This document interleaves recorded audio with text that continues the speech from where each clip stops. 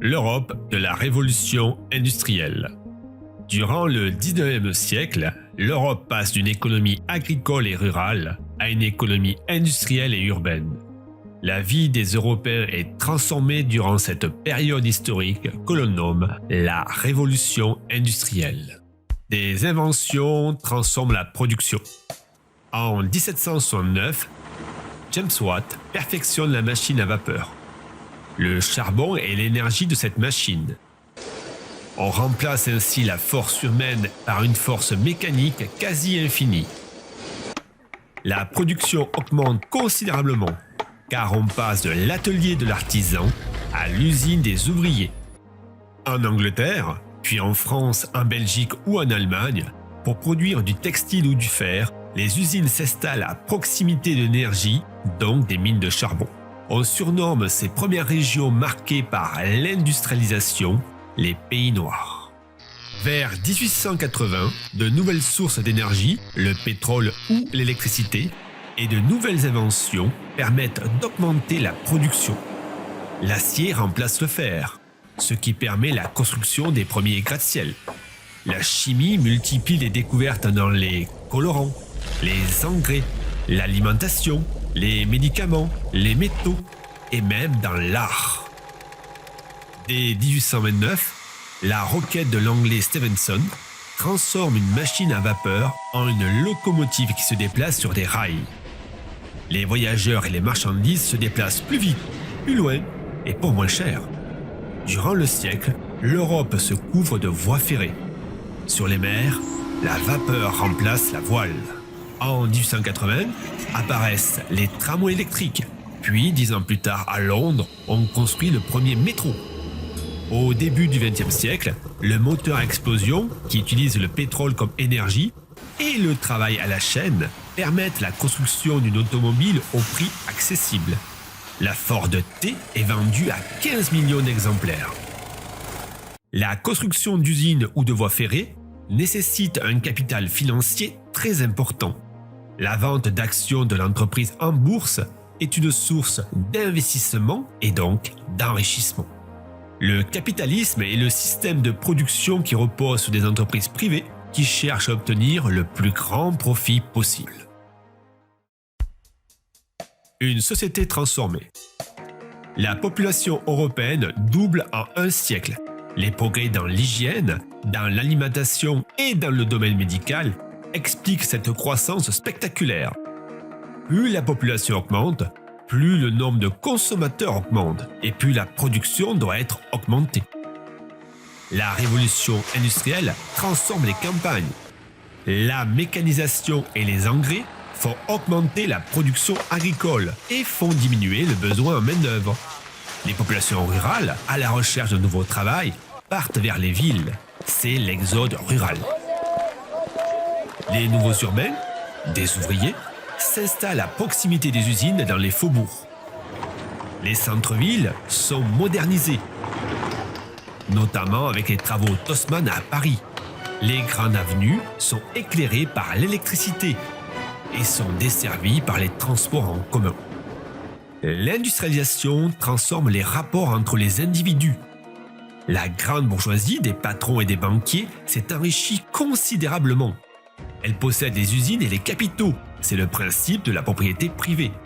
Le mode de vie, le logement, l'éducation, les loisirs, le travail non manuel unissent la grande bourgeoisie et la petite bourgeoisie des avocats ou des commerçants. Cette bourgeoisie domine le prolétariat. Le prolétariat est l'ensemble des individus qui vendent leur force de travail.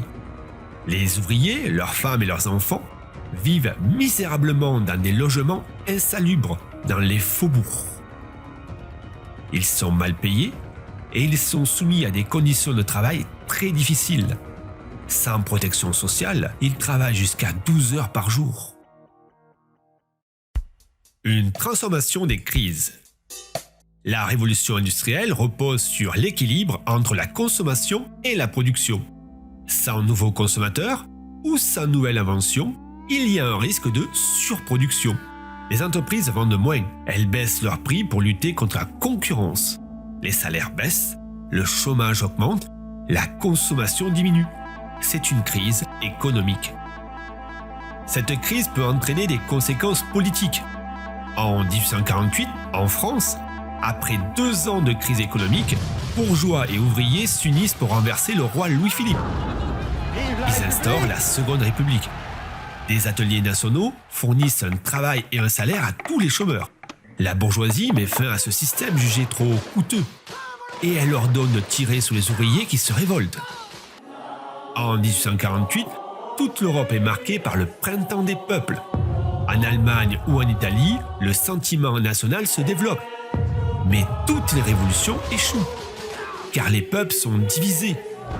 Si les ouvriers rêvent d'une société plus juste, la bourgeoisie veut plus de liberté. Des idées politiques transformées. La révolution industrielle repose sur le libéralisme économique. C'est la liberté pour chaque entrepreneur de produire et de vendre, sans intervention de l'État. Henri Schneider, grand patron, député et maire de la cité industrielle du Creusot, s'oppose à toutes les lois qui limiteraient le temps de travail. Il faut laisser les ouvriers travailler librement. En second père de ses ouvriers, le patron doit construire des logements ou des maternités. Pour lutter contre le libéralisme, 2 socialistes allemands, Karl Marx et Friedrich Engels, écrivent en 1848 le manifeste du Parti communiste. Dans ce texte, ils appellent les prolétaires, les travailleurs de tous les pays à s'unir pour renverser la domination bourgeoise. Une révolution doit créer une société communiste, donc égalitaire. Les moyens de production, comme les usines, appartiendraient à l'État. La propriété serait donc collective. L'Église rédige l'encyclique Rerum Novarum en 1891. Le pape Léon XIII condamne la pauvreté qui touche les ouvriers.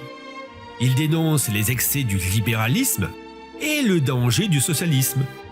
Église, État et patron doivent venir en aide aux plus démunis. Le catholicisme social, la création des partis socialistes, comme la SFIO de Jean Jaurès, et le combat ouvrier par le syndicalisme favorisent l'amélioration du sort des ouvriers. Au fil du siècle, assurance santé, retraite ouvrière, journées de 10 heures sont imposées par la loi. En 1906, le repos dominical est voté en France. Il impose 1 jour de repos par semaine. L'Europe transformée. La révolution industrielle a transformé durablement l'Europe, en lui permettant de dominer le monde. Le nouveau système de production consomme et transforme massivement les matières premières, qui proviennent de plus en plus des colonies, et qui impactent de plus en plus l'environnement. C'est le début du réchauffement climatique.